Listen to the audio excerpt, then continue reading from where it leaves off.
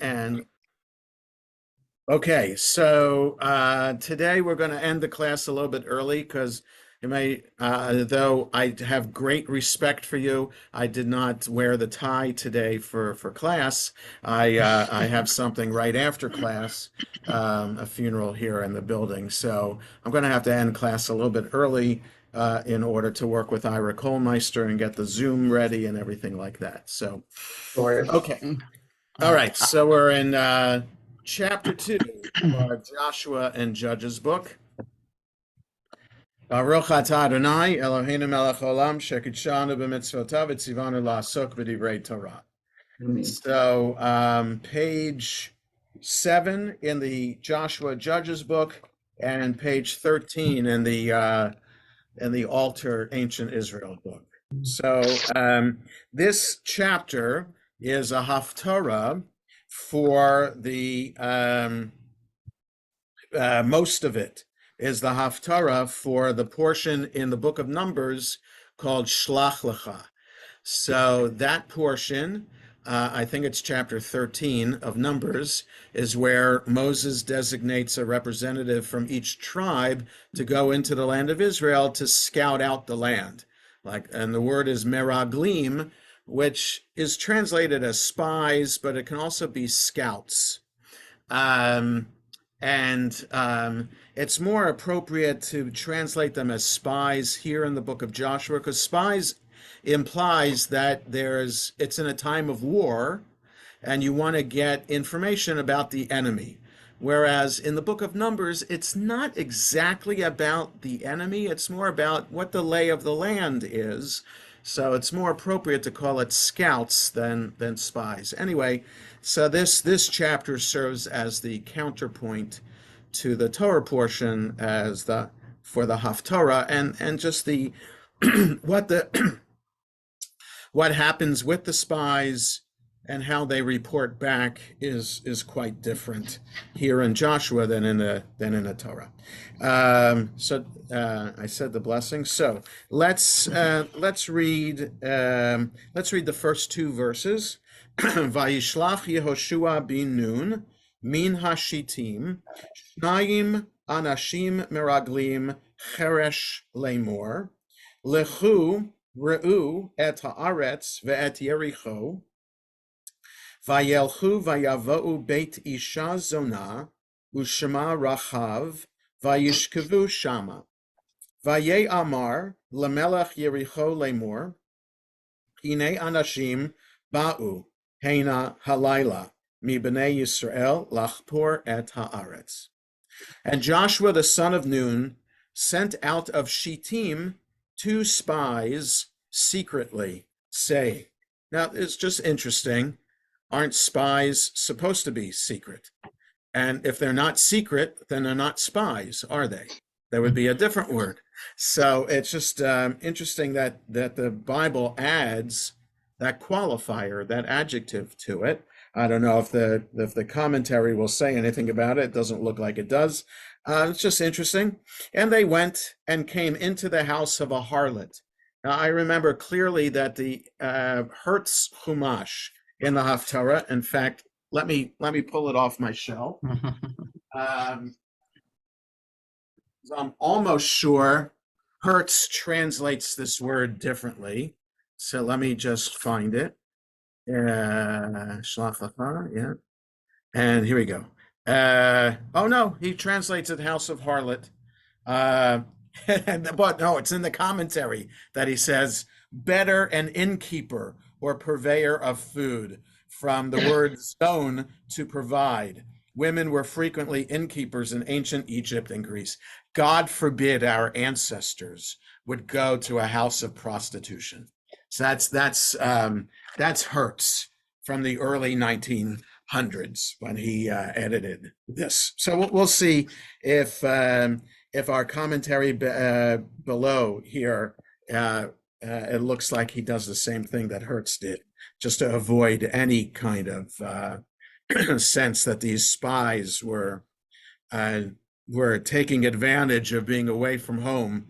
And they went and came into the house of a harlot whose name was Rachav, and lay there.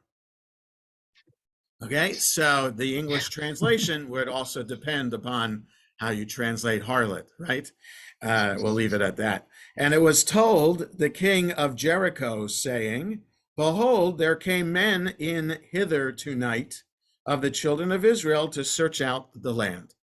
So here's another thing. They weren't really good spies, right? So they tried to be going in secret, and then it wasn't much of a secret because in verse 2, the king found out about it already. Okay, interesting. So let's look at the comment. Yes, Bess, go ahead. Is the literal translation secretly? Is that there? Is there an adverb? Cheresh. Yes, because the word for someone who's deaf is cheresh. So cheresh, it's the same root. So secret, you can't hear. It makes sense to be translated that way. Alter translates it. It's secret. He also translates secret. You know, the scouts would go out publicly. We're traveling. Right. We're happily traveling, but their purpose would be secret. Maybe. So there is an element of openness and an element of overt and covert. It's possible. So, in other words, their mission was meant to be secret, but there was no problem with people knowing that they're around, or they're supposed to try to be covert, and so that nobody saw them. But possibly word got to the king because everybody went to Rahav's house every night, so they knew that there were strangers there. Maybe.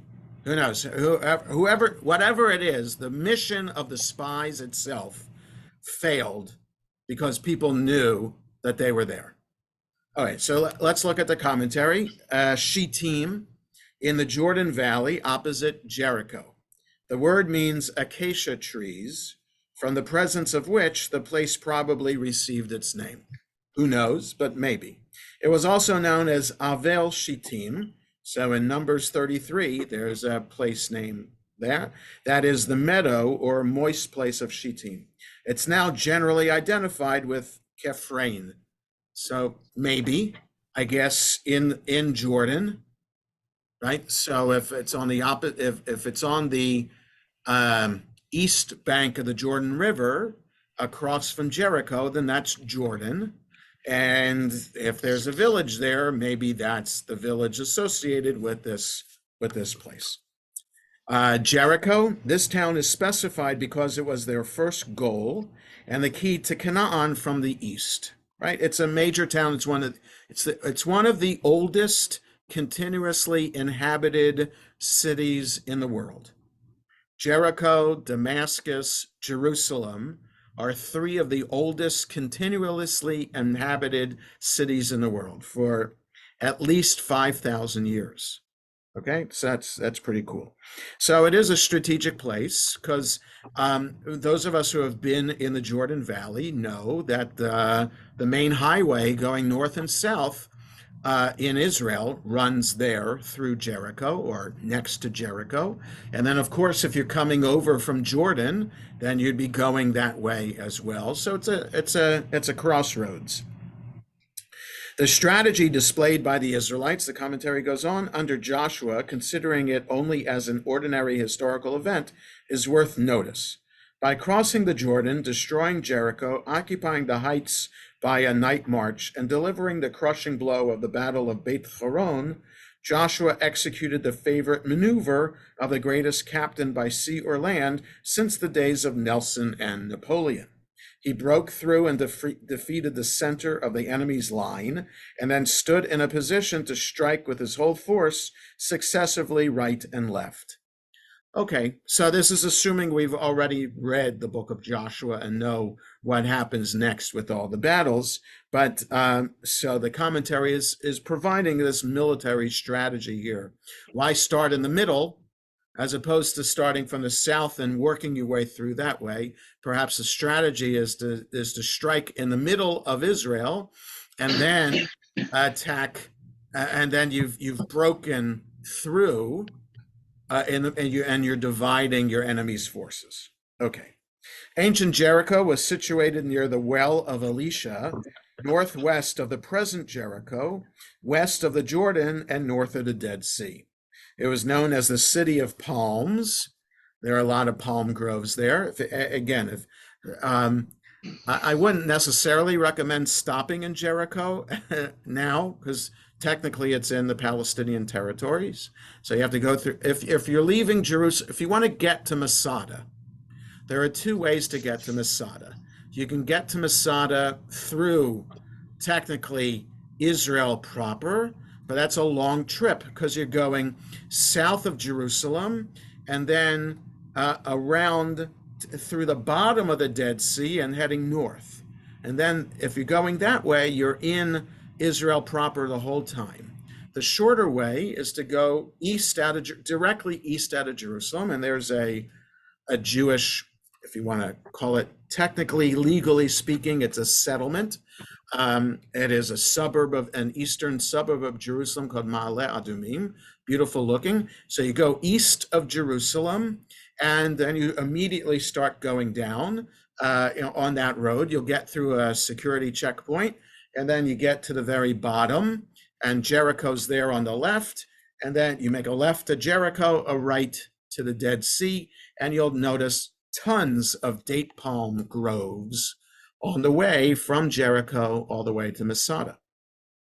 Okay, so that was a long way of pointing out this city of palms for Jericho, and famed for its fertility, the commentary says. So Josephus, in one of his books, The Jewish War, talks about Jewish history up to the time of the Romans. Josephus does, and he uses the Bible as a source for his historical record, and so he just says it's fertile there. The Jordan River is right there, so it provides irrigation, and I guess the soil is good too because it's part of the Rift Valley, so the soil is good. Hence, the rabbis explained that Jericho was specially mentioned because it was worth all the rest put together. Okay. So it goes on and explains about harlot, Hebrew zonah, which the Targum, the Aramaic translation, and Jewish commentators connect with mazon, food, and render an innkeeper. So technically speaking, yes, Zayin Vav Nun is, from that you get this word zonah, and you also get, oh, it's snowing outside. And you get the word mazon. Yeah, I just happened to look to my right out the window. Great. It is here too, a little bit in yeah. Silver Spring. And by here also. Yeah, so I'm hoping. I had a power outage. That's why I was off. Oh, interesting. I'm on my cell phone. Oh, no. Okay, right. Okay, hopefully it won't last. And okay, and anyway, so mazon, like Birkat Hamazon, grace after meals, is technically blessing over food. So yeah, it's the same root. So again, this is just making it look better. It may be that she was both. So Hertz doesn't say both. This commentator says both. Yeah, so maybe inns back in the day provided a number of services to travelers. The spies chose her house because strangers would not normally be noticed where travelers were constantly coming and going. Also, from the conversation of those who resorted there, they might learn about the spirit and morale of the people. Right? How to find out what's going on in town, go to the local pub, and where people hang out.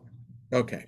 Rachav, according to rabbinical tradition, she became the ancestress of 8 prophets and priests, including Jeremiah.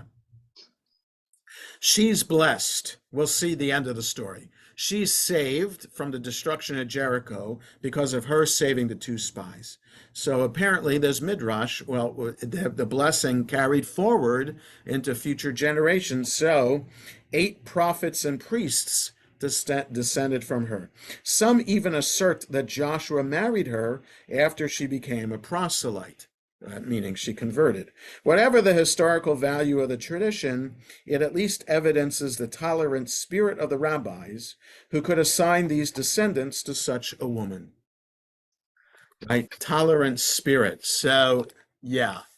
Okay, that's one way to look at it, but the Bible clearly says that she's blessed. So if she's blessed, then this is the rabbis making connections where there aren't otherwise connections, and even suggesting. So Jeremiah, we don't know who his mother is, but according to the Midrash, I think it does say Chazon Yeshayahu ben Amotz Asher Chazah. Okay, it's Isaiah ben Amotz. Yirmiyahu. What's Yirmiyahu's name? Let me just get Bible. I just open to Jeremiah, Isaiah, Jeremiah. And Hilkiah. Yeah. There's Jeremiah. Jeremiah, Mhm. son of Hilkiyahu, from the Kohanim of Anatot, in the land of Benjamin. Wow, who knows? Beyond that. Okay, so according to the Midrash, and the rabbis can say whatever they want about Jeremiah's ancestors, so if it serves their purpose, I think it's a beautiful thing that the rabbis are suggesting, that the blessing for Rachav isn't just for her time, but also for that she's blessed to have descendants who are somehow Rachav knew that there's something important about these people, so maybe that prophetic spirit passed down to future generations. Okay, so verse 2 in the commentary, it was told, etc. Their discovery is not surprising in spite of their precautions, because the country would be on the alert in face of imminent attack. So I'm not sure that the Canaanites, well, maybe they saw this huge group of people camped on the other side of the Jordan River. Did they know that the 600,000 Israelites were about to cross over? I don't know. I don't know. The king of Jericho. The numerous kings mentioned in this book, see chapter 12, verse 7 following, where 31 are enumerated, were merely local chieftains. This is confirmed by the Tel El Amarna letters. Tel El Amarna was a great archaeological site that had lots and lots of cuneiform tablets that were discovered. And 100 years ago, that was the source for everything scholars knew about the ancient Middle East. Since then, there have been more discoveries, but this is a huge discovery. Also learning about the precursors of Hebrew and Aramaic, what languages were used then, like Akkadian and Sumerian and Ugaritic. Lots of these letters were written in those languages too. So it's a vast treasure trove of scholarship. So these chieftains, they were vassals of great kings of other countries, many acknowledging the overlordship of the pharaohs. So even though they might be local kings, they had allegiance to Pharaoh.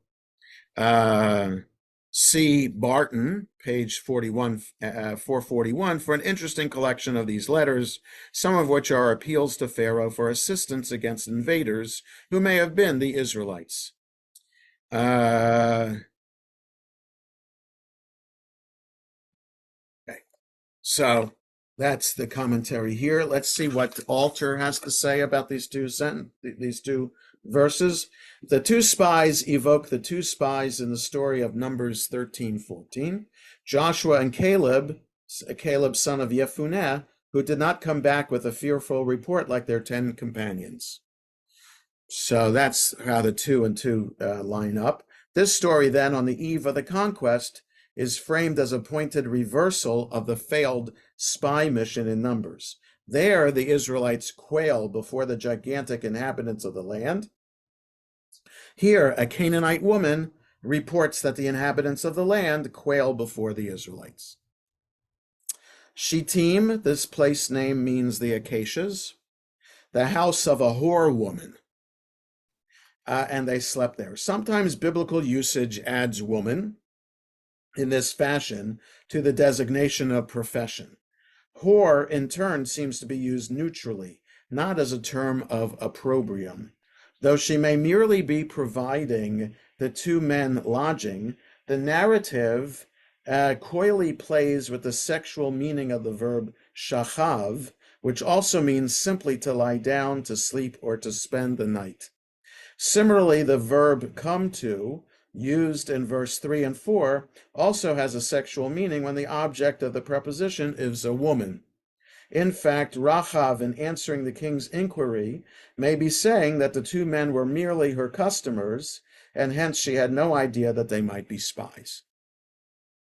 So the point for alter is that in the Hebrew, we have double entendre, and it's purposeful.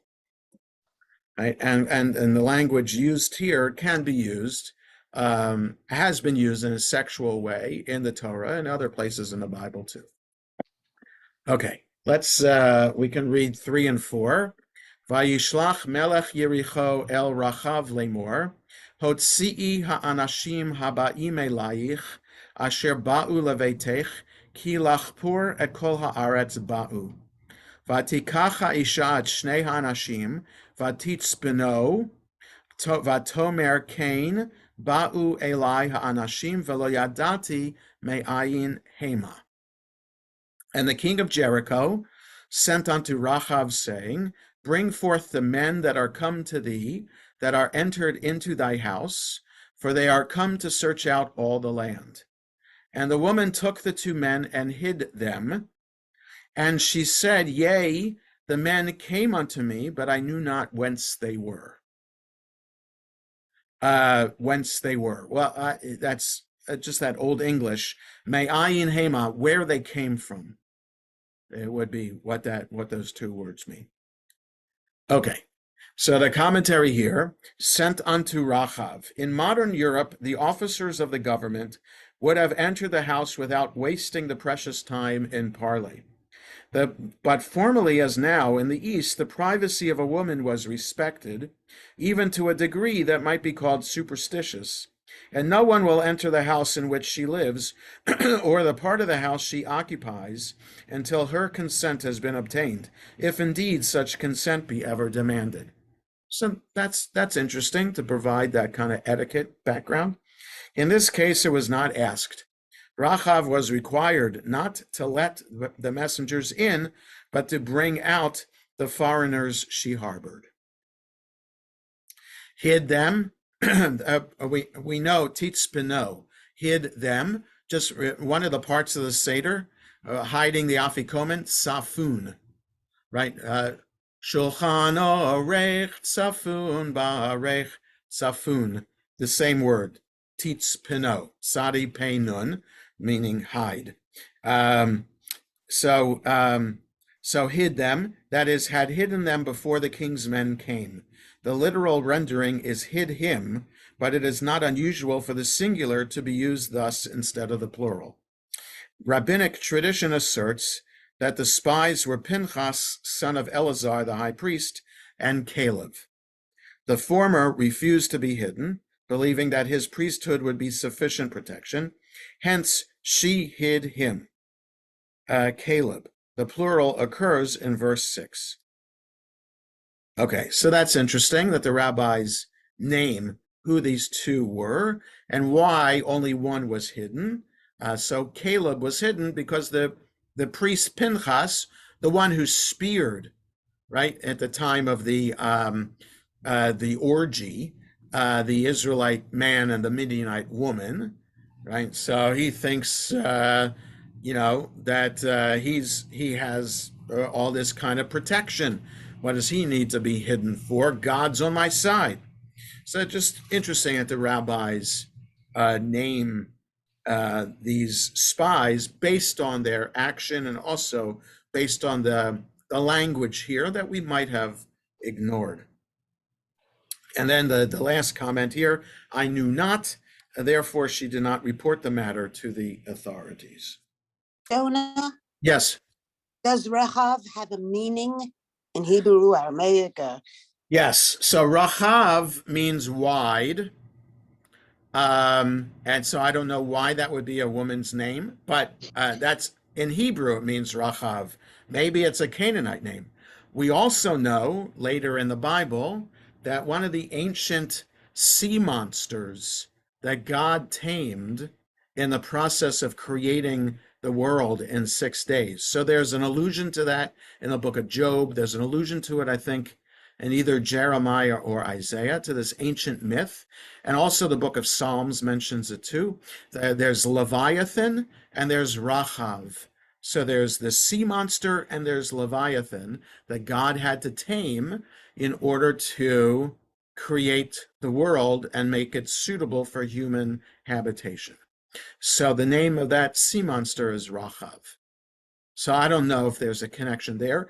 It could be, in other words, there are a lot of names in different societies are based on the ancient mythological traditions, right? Mordechai is from the ancient Near Eastern god Marduk. So you Hebraize that name and you have Marduk. It's one of the ancient gods of the ancient Near East. And Esther, also from Ishtar, one of the ancient names as well. So, we have names like this. And also God's name is added to lots of Hebrew names. Raphael, God should heal. Michael, who is like God. Netanel, gift of God, etc., etc. So God's name is added to people's names too. So yeah. So it looks like the snow is slowing down. That's good. So I don't know if Rahav is a Hebrew name or it's the ancient Middle Eastern name that just became part of Hebrew language. Okay, so Alter, verse 3, his commentary, the whole land, the king adds hold to the report that has been brought to him. These spies have come on an extensive reconnaissance mission. Jericho is a city-state, the prevalent political form in Canaan in this era, and would have governed surrounding territory. And then on page 14, the woman had taken the two men and hidden them. The sense of the verb is evidently pluperfect for those grammarians. She had hidden the spies before the arrival of the king's emissaries. As the gate was about to close at dark. That's the beginning of verse 5. He puts it at the way he divides up the sentence. He puts it at the end of 4. So we haven't had the gate closing at night yet. Okay. Let's read 2 more sentences. I think we have time for that. Vayehi hasha'ar liskor, b'choshech, v'ha'anashim yatsa'u, v'lo yadati, ana halchu ha'anashim, ridfu maher acharehem, ki tasigum. V'hi he'elatam hagaga, Vatit minem befishtei ha'etz ha'aruchot la al hagag. So she said, and it came to pass about the time of the shutting of the gate, when it was dark, that the men went out. Whither the men went, I know not. Pursue after them quickly, for ye shall overtake them. But she had brought them up to the roof, and hid them with the stalks of flax, which she had spread out upon the roof. Yeah. Okay. So she's adding, she's taking the role of the spies and trying to lead these troops on a fool's errand. Okay, so verse 6, in the commentary here on page 8, the roof. The flat roofs of houses in the east were put to various purposes. People would sleep up there on hot nights. They'd store things up there. The stalks of flax exposed on the roof to dry, they would be 2 or 3 feet long. Excavations at Gezer provide archaeological evidence of the culture of flax by the ancient Israelites. Okay, so drying the flax on the roofs, right? Because they're using flax to make linen. Okay, and now alter on these two sentences. As the gate was about to close at dark, the gates of the walled city were locked at nightfall. Pursue them quickly, for you can overtake them. In this shrewd maneuver, Rachav simultaneously makes herself sound like a loyal subject of Jericho and encourages the king's men to leave her house immediately, heading in what she correctly calculates will be the wrong direction. Stalks of flax laid out for her on the roof. The flax would have been laid out on the roof to dry in the sun. Hiding in the flax stalks may be a reminiscence of baby Moses hidden, the same Hebrew word, in the ark among the bulrushes. That's interesting. Maybe there is a literary connection there too. Okay, we really have to stop here for today because of preparation for this funeral. Next Friday, we do not have class. I'll be away. So we will meet Friday, January 6th. I think that's the day, Friday, January 6th. I hope everybody has a good rest of the day. Enjoy the rest of Hanukkah and Happy New Year too. Yes. Shabbat Shabbat shalom. Thank you for the recordings, Jonah. You bet. Shabbat shalom. Shabbat shalom.